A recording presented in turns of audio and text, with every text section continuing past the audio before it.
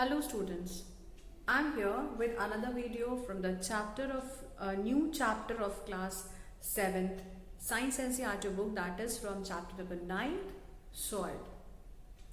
As you all know that before starting any lesson, I always tell you about the topics which are to be studied in this chapter.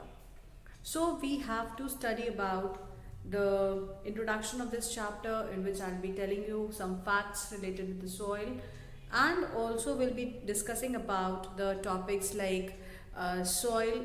We cannot live without soil. It is a very important resource, it is a natural resource which is going to be present, and this helps us. This is going to be a part where we cannot avoid using the soil or the things which are being made, and we are always related with this soil only. Okay? We'll be discussing more about the soil profile. In this, we'll be studying about the layers of soil, different components of soil. Then we'll be discussing about the soil types, then properties of soil, in which we have to study about the percolation rate, moisture, absorption of water. Then is there any relation between soil and the crops? We'll be studying that also, as well as we'll be studying about the soil erosion. Okay? So these are the topics which are to be covered in this lesson. So children, will be starting about the introduction of this chapter, that is soil. I must say that soil is one of the most important natural resource. Why it is a natural resource? What is the definition of natural resource? Why we are calling soil as a natural resource? The next thing immediately comes in our mind. So the thing which is coming in our mind, that is coming very, this is a very immediate reaction. It is a very immediate thought which we are discussing, that soil is a natural resource because it is found in the nature. The places, the surrounding is completely filled with the soil. ठीक है? कौन से चीजें हैं जो soil में अंदर भरी हुई होती हैं? तो soil के अंदर अगर आप देखेंगे तो soil is a place of home, it is a place of shelter to many micro as well as the macro organisms. Even we all are also directly as well as indirectly, we are related with the soil. Okay, so soil is the most important natural resources. It provides anchorage to the plants and also supplies water and nutrients. It is home for many organisms. Like soil is essential for agriculture. अब आप देख रहे हैं यहाँ पे soil की क्या importance है? What is the importance of soil? So if we talk about the importance of soil, ठीक है? Importance of soil का मतलब है कि क्या कौन-कौन सी चीजें important है soil में? जो चीजें important है, सबसे पहली बात, it is a natural resource. It is a natural resource. Then secondly, it is a home for microorganisms. It is a home for microorganisms. Then after that, it is the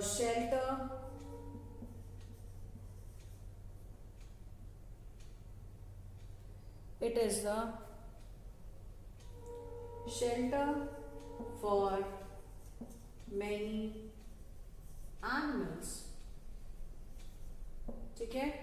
Like, it could be insects, it could be worms, it could be different types of other microorganisms. It could be small plants also. Okay? It provides anchorage to the roots of plants. Right? Then also the next thing, that is, it is also a part of agriculture. It is important for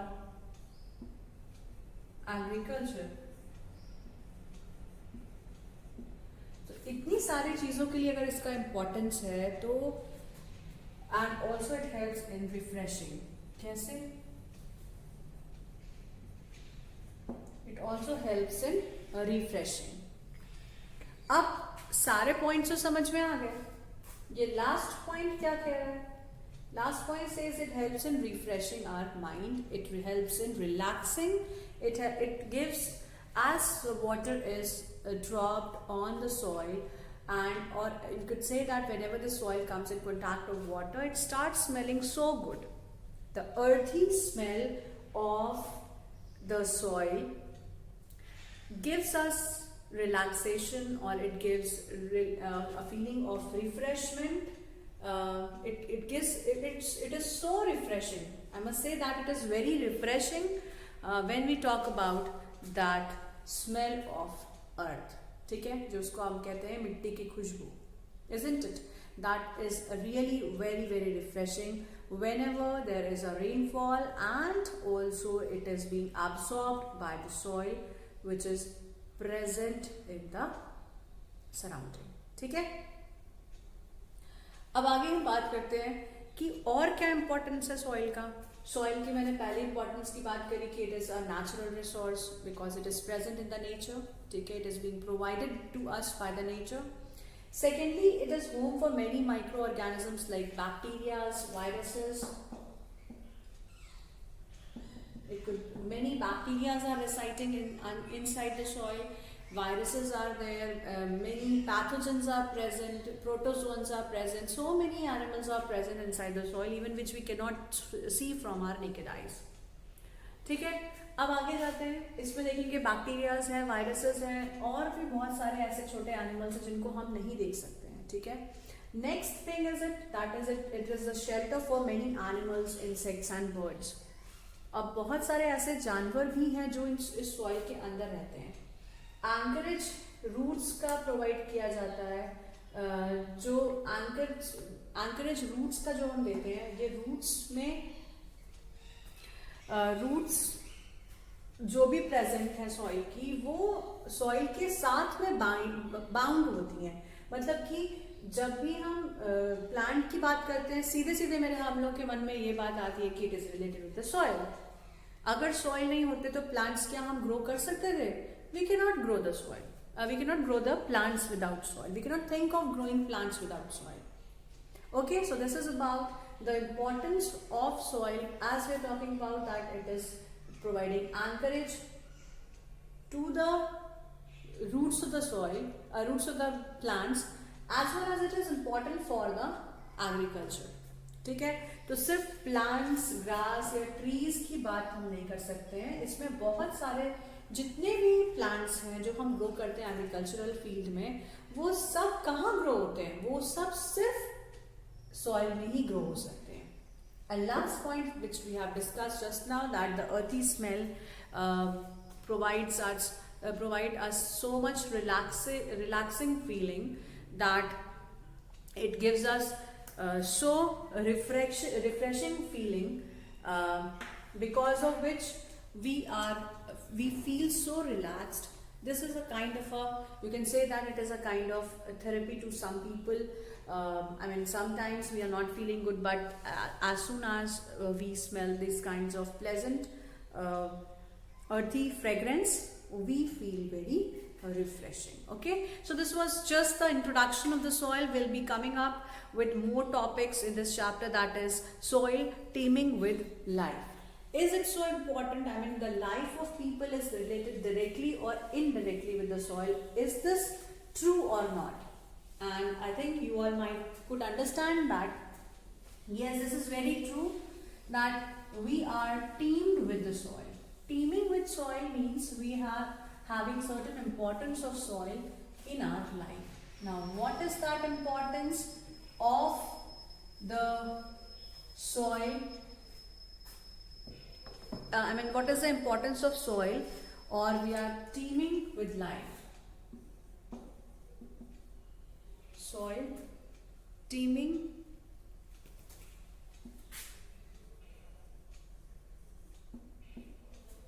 with life. ठीक है, it is just the other part of the importance of soil. How we are teeming, how we are related to the soil, children. Let us see. One day during the rainy season, Paheli and Bujo observed an earthworm coming out from the soil. Paheli wondered whether there were other organisms also in the soil. Let us find out. So we have to collect some soil samples and observe them carefully. We can use the hand lens, examine each sample carefully, that is given as table number 1. So I'll draw this table on the board and then we'll be discussing about this activity. Okay? So what is being given over here is we have to see that who are those organisms, who are those life की बात अगर हम कर रहे हैं तो ये सिर्फ ह्यूमन बींग्स की लाइफ नहीं है. It could be all, we are talking about all the living organisms. अब वो कोई भी प्लांट हो सकता है, कोई एनिमल हो सकता है, कोई बर्ड हो सकती है, कोई भी इंसेक्ट हो सकते हैं. ठीक है, किसी भी लाइफ फॉर्म की हम बात कर रहे हैं, किसी भी लाइफ फॉर्म की, कोई भी लाइफ फॉर्म हो सकता है, चाहे वो छोटा सा एक माइक्रो ऑर्गेनिज्म हो या फिर हम एलिफेंट की बात करें. कोई भी एनिमल है वो डायरेक्टली रिलेटेड है सॉइल से, क्योंकि हम लोग सॉइल के बिना नहीं रह सकते हैं. कैसे हम कह रहे हैं ऐसा? क्योंकि soil directly it is related with the food, shelter as well as clothing. So food, it is providing us food because agriculture is completely dependent upon the soil. And the next thing, shelter कैसे है? Shelter के लिए अगर हम बात करते हैं तो बहुत सारे ऐसी जगह हैं जहां पर सिर्फ वुडन हाउसेस बनाए जाते हैं. वुड कहाँ से मिलेगी? वुड मिलती है सिर्फ पेड़ से. और पेड़ कहाँ मिलेंगे? पेड़ मिलेंगे हमें सॉइल के ऊपर. ठीक है, it grows in soil. So we can not neglect the importance of soil in each and every person's life. और ऐसे बहुत सारे छोटे बड़े एनिमल्स हैं जो सॉइल के अंदर जो अपना घर बना करके रहते हैं, उनको हम नहीं भूल सकते. वो भी तो एक लाइफ फॉर्म्स हैं. ओके, सो यहाँ पर एक एक्टिविटी दी हुई है, that is activity number 9.1. We have to collect some soil samples and observe them carefully. You can also use hand lens and you have to examine each sample carefully and you have to fill table number 9.1. Discuss the observations of your friends in the class. We are using the soil samples which are collected by your friends similar to that of which are collected by you. I mean, you have to compare the samples which are being collected by different people in your class. अगर आप ये activity class में करते तो ये इस activity के लिए हम लोग डिफरेंट सॉइल्स ले करके आते हैं अलग से.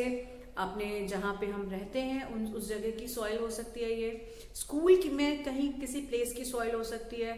तो कई सारे जगह की सॉइल हम लेकर के एक्सपेरिमेंट करते हैं. But unfortunately we are not meeting the people in our classroom, so we can only observe the things which are written, which are already given. या फिर आपकी जो पहले की नॉलेज है, प्रीवियस नॉलेज से हम इसको कर सकते हैं इस एक्टिविटी को. ठीक है, इट्स नॉट इम्पॉर्टेंट कि आप बाहर जाइए और सॉइल लेकर के आइए. जिसके पास गार्डन है वो सॉइल का यूज कर सकता है, वो देख सकता है. या जिसके पास फ्लावर पॉट्स हैं घर में, वहां से वो सॉइल निकाल करके उसको यूज कर सकते हैं. ठीक है, अब हम बात करते हैं इस एक्टिविटी की क्या करना है. अब बूजो एंड पहेली have used the soil in many ways. क्या वेज हैं जिसमें ये सबसे पहले बहुत एक छोटी सी बात बोलती हूँ कि सारे बच्चों को मिट्टी में खेलना बहुत पसंद है, isn't it? Even everybody loves to play with the soil. क्योंकि सॉइल की जो it is just a great fun in medium, I must say. जो अब इस सॉइल में और क्या क्या चीजें प्रेजेंट है हम लोग उसे और क्लोजली ऑब्जर्व करेंगे. Then we are going to understand that we have to see what kind of soil samples are containing which kinds of plants, animals, and we can write down the observation in the form of the table. ठीक है, so this is about activity number 9.1.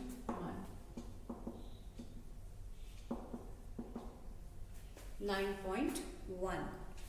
We have to use soil sample ठीक है, soil sample का हम use करेंगे, अलग अलग soil samples का। नेक्स्ट हम देखेंगे कि सॉइल के सैंपल्स किस जगह से मिले, वो सॉइल सोर्स हो सकता है। Then second is what type of plants are grown, what type of animals are there, ठीक है, और एनी अदर ऑब्जर्वेशन। कोई ऑब्जर्वेशन है अगर तो वो भी हम लिख सकते हैं। अब पहली हमें सॉइल की सोर्स दी हुई है यहां पर। First soil source is the garden soil.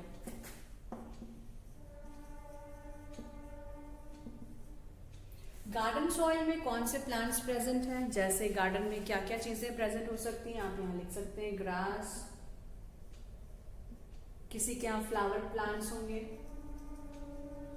flowers are present, okay, flower plants are present. It could be the name, जैसे आप नाम लिख सकते हैं यहाँ पे, मैरीगोल्ड, रोज प्लांट, यहाँ पर और भी चीजें आप लिख सकते हैं, ग्रास तो ऑलरेडी दिया हुआ है। कौन से एनिमल्स गार्डन सॉइल में ज्यादातर मिलते हैं, it could B earthworm,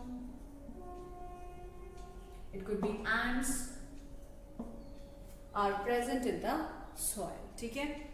next क्या ऑब्जर्वेशन और हो सकती है आपकी कि कभी कभी सॉइल में कुछ शाइनी सब्सटेंस प्रेजेंट होता है, शाइनी टेक्सचर, और इट इज मॉइस्ट, आप लिख सकते हैं, ठीक है। कोई ऑब्जर्वेशन नहीं है तो आप छोड़ भी सकते हैं उसको। Now the second sample is from the soil from the roadside, soil from roadside, ठीक है। कौन सी सॉइल, रोड साइड के जगह की सॉइल अगर होगी, प्लांट्स कौन सा टाइप के प्लांट्स ग्रो करते हैं, it could be grass, grass तो कहीं भी ग्रो कर सकती है, ठीक है। Wild plants could be there,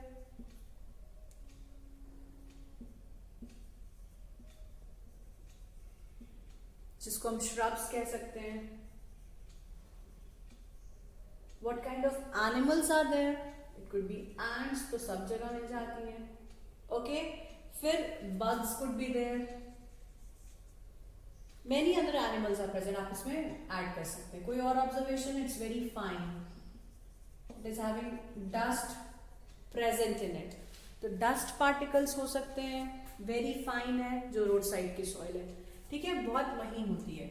next third, the soil from the construction area, soil from construction area. ऐसी जगह की सॉइल में कोई प्लांट होगा, कोई प्लांट नहीं होगा, कोई एनिमल होगा, कोई एनिमल में भी बैक्टीरियाज माइट बी प्रेजेंट, और बहुत होगा तो ants would be present. The next is, so here we can see that the bacteria and ants are present. और कोई observation अगर है तो it could be, you could write down, there is no other observation. Fine. The next is fourth point, it could be, you can write some more soil samples. आप यहाँ पर और soils लिख सकते हैं, soil from the road side हो गया, soil from construction area हो गया, नियर टू रिवर हो सकता है, near to river, you can write down the soil samples near to the river.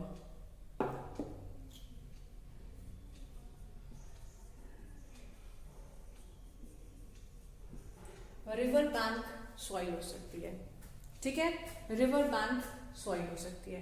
Plants में कोई प्लांट्स ग्रो नहीं कर सकते, या फिर बहुत फर्टाइल है तो वहां पर ग्रास ग्रो कर सकती है, या फिर it could B crops could be grown, यहाँ पर आप crops could also be grown. फिर जो एनिमल्स हैं, माइक्रो ऑर्गेनिजम्स प्रेजेंट हो सकते हैं, और इसमें मैक्रो ऑर्गेनिजम्स भी रह सकते हैं, ठीक है। आपका ऑब्जर्वेशन क्या हो सकता है, it is present, it is fertile in its nature, fine. तो यहाँ पर बहुत सारे और आपको एक लिखना है 5th पॉइंट, उसमें आप लिख सकते हैं कोस्टल एरिया की कोई सॉइल हो सकती है, या फिर अगर आप लिखना चाहते हैं तो एग्रीकल्चरल फील्ड की सॉइल हो सकती है, गार्डन की जगह में एग्रीकल्चरल फील्ड की सॉइल हो सकती है, ठीक है, एग्रीकल्चरल फील्ड की सॉइल भी हो सकती है यहाँ पर। तो अगर ऐड करना है तो यहाँ पर आप बहुत सारे सॉइल सैंपल्स ऐड कर सकते हैं जिसमें कि डिफरेंट प्लांट्स, डिफरेंट एनिमल्स और ऑर्गेनिजम्स प्रेजेंट होते हैं, ठीक है। अब बात करते हैं हम इसके आगे कि कहाँ कहाँ पर और चीजें प्रेजेंट हैं, जैसे कि polythene bags and plastic could pollute the soil. They also kill the organisms living in the soil.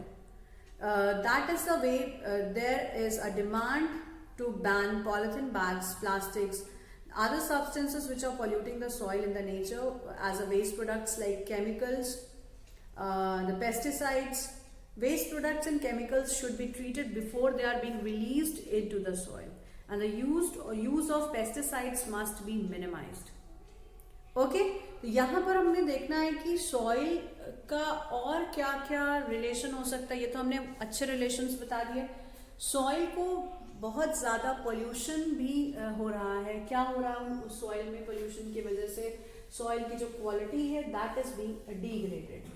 Okay, the quality of the soil is getting degraded. Now how is the quality of the soil getting degraded? Let us find out. So this paragraph was telling us about that how the quality, how the type of the soil is getting destroyed. ठीक है, कैसे वो soil sample का soil कैसे पूरी तरह से खराब हो रही है, या फिर हम कह सकते हैं कि क्या नुकसान पहुंच रहा है सॉइल में when we are using the different products like polythenes and pesticides, insecticides are used, chemicals are used. तो अब इसमें अगर हम बात करते हैं तो फिर सॉइल में पॉल्यूशन, सॉइल पॉल्यूशन की वजह से क्या क्या प्रॉब्लम्स आ रही हैं। सॉइल पॉल्यूशन हो रहा है अगर, तो सॉइल पॉल्यूशन की वजह से क्या क्या प्रॉब्लम्स आ रही हैं। सॉइल पोल्यूशन की वजह से क्या प्रॉब्लम्स आ रही है? इसलिए आ रही है कि क्योंकि इनमें it could be the use of, because of the use of pesticides, insecticides,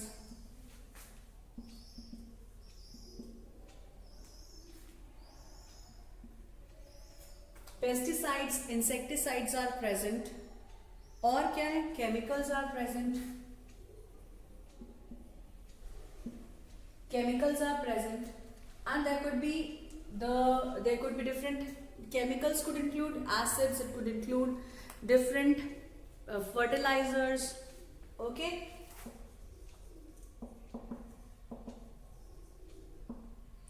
the use of pesticides, insecticides, chemicals, it could be fertilizers. अब यहाँ पर और भी केमिकल्स हो सकते हैं जिनका यूज करने से सॉइल की फर्टिलिटी हम कुछ समय तक तो बढ़ा लेते हैं, बट लॉन्ग टर्म बहुत लॉस है। लॉन्ग टर्म लॉस होने की वजह से यहाँ पर ये सॉइल में इतनी सारे प्रॉब्लम्स आते हैं। जैसे सॉलिड वेस्ट की अगर बात करें तो polythene bags, polythene bags are there which are polluting the soil, which are polluting the soil. ठीक है, अब इससे बचने के लिए हमें क्या करना है? How to prevent the soil pollution? Soil pollution could be prevented just by banning all these chemicals, all these things which are polluting the soil. Simply, we can ban polythene bags, we can ban the plastic materials, we can ban the minimum, we can use the fertilizers and the pesticides, the chemicals in a very minimum way. If we are using them in a maximum way to increase the fertility of the soil, that would cause pollution. ठीक है, that would cause pollution. अब उसके आगे हम बात करते हैं कि जो भी इसमें सॉइल में कुछ चीजें यहाँ पर लिखी हुई हैं, जैसे एक बबल्स के फॉर्म में लिखा हुआ है, तो I just read it out and if there is something to be discussed I discuss that.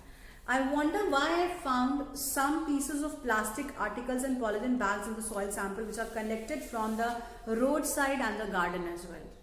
तो ये जो एक डायलॉग है आप कह सकते हैं, या एक कह सकते हो कि आज के समय में जो भी पॉल्यूशन फैल रहा है सॉइल में, तो वो सॉइल सैंपल्स में जब भी प्रेजेंट हो रहा है तो सॉइल सैंपल्स को खराब कर रहा है. चाहे वो उस पेस्टिसाइड की बात हो, चाहे इंसेक्टिसाइड की बात हो, चाहे अब आप फर्टिलाइजर्स की बात होगी, चाहे किसी भी केमिकल की हम बात करते हैं, ये सारे केमिकल्स, ये सारे पॉल्यूटेंट्स जो भी प्रेजेंट है सॉइल के अंदर, that has to be, I mean that could be, this gives an idea regarding the soil pollution, and also tells us that what kinds of the substances are being used by the people, those who are living in that particular area. I have seen pots and toys which are made from the soil in the market. Okay, तो अब soil से तो बहुत चीजें बन सकती हैं. Soil में आप ऐसे पॉल्यूटेंट्स भी देख सकते हैं, सॉइल का यूज आप और तरीकों से भी देख सकते हैं. तो जो भी सॉइल का यूज है उसको हमें अपने बेनिफिट के लिए यूज करना है, बट उसे डिस्ट्रॉय से एक्सप्लॉइट नहीं करना है. Got it? यहाँ पर क्या है, अब जो ह्यूमन नेचर है, that is I mean because of the wants and greeds, that wants are converted in the form of the greeds. अब अगर ग्रीड्स की हम बात करते हैं तो ग्रीड्स में सारी चीजें आ रही हैं जो भी प्रेजेंट हैं किसी भी जगह पर, किसी भी सॉइल में. ये सारे जो भी बेकार की चीजें हैं, ये सब पॉल्यूशन फैलाती हैं, ये प्रेजेंट कहाँ से हुई? It is because of the human use of the soil, isn't it? To increase the fertility of the soil, we are using pesticides and insecticides and the fertilizers. ठीक है, फर्टिलाइजर्स का use हम directly fertility को बढ़ाने के लिए करते हैं सॉइल की. उसके बाद अगर उन क्रॉप्स में कुछ भी इंसेक्ट्स या पेस्ट लग रहे हैं तो पेस्टिसाइड्स का यूज किया जाता है, इंसेक्टिसाइड्स का यूज किया जाता है. तो ये सारा यूज इसलिए इस वजह से ही हो रहा है ताकि हम अपने क्रॉप्स की ग्रोथ अच्छी कर सकें. अब अगर हम क्रॉप्स की ग्रोथ अच्छी करना चाहते हैं तो उसके लिए ये केमिकल्स का यूज करना पड़ेगा. तो we have to find out a way where these chemicals are used in a very minimum way, and after that if it is used in a minimum way, and also it could be like जो भी और chemicals हैं उनको minimally use करना है, और अगर हमें बहुत इंपॉर्टेंट है तभी यूज करना है. Otherwise, we should not use the soil and its products. I mean, we should not destroy the fertility of the soil just by using all these kinds of material. Polythenes and plastics की बात अगर हम करते हैं तो ये तो सबसे ज्यादा प्रॉब्लम कॉज करती है सॉइल के अंदर, क्योंकि ये डिग्रेड नहीं होते हैं. These are not biodegradable things. If they are being degraded, if they are being degraded, then it is not going to cause any problem in the soil. But the problem is that it is not getting degraded. अब अगर ये biodegradable होती तो कोई भी problem नहीं आती, कोई पॉल्यूशन नहीं फैलता. चाहे आप कुछ दिनों के लिए भी छोड़ दीजिए तब भी कोई प्रॉब्लम नहीं आता. बट यहाँ पर ये सॉइल में कभी भी बायोडिग्रेड नहीं हो रही है. Got it? So it is creating problem. Okay, after this we have to study about the soil profile now. तो इसके बाद हम सॉइल प्रोफाइल के बारे में पढ़ते हैं और जानेंगे कि सॉइल में और क्या क्या लेयर्स प्रेजेंट हैं और क्या क्या चीज़ें प्रेजेंट हैं जो हम अभी तक के चैप्टर्स में या कभी हम लोगों ने नहीं पढ़ा. I mean you might have previous knowledge regarding the soil profile or the types, the layers of the soil which are present, but we'll be talking more about all these things in the next class. So I'll be telling you about the soil profile in the upcoming videos. Till then you can see what other things You can collect the different samples. I mean, you should not go out and collect the samples. You can find out from your friends, you can find out from the various sources where you could understand how these soil may contain the different types of microorganisms, the plants, then the chemicals, the even यहाँ पर बहुत सारे ऐसे materials भी लिखे हुए हैं, कहीं कहीं पर metallic चीज़ें भी आपको मिल जाएंगी soil के अंदर, but वो purposefully कोई उन soil के अंदर में नहीं रखता है, but हाँ ये है कि pollution के case में हम इसको देख सकते हैं. ठीक है, तो this was about today's video, children, which was made on the introduction of the soil and also with the different types of the soil samples, what all things are present in the soil and how it is related, how it is important for the various life forms. So after this I'll be discussing more about in this chapter. Till then you can watch the video and you can, if you have any doubt, you can ask me in your online class. Till then, enjoy reading the chapter, and your tests are also going on. Try to focus on that, and after that you have to study the chapter. So I'll be meeting you all in the next class. Till then, you can read whatever is being given in this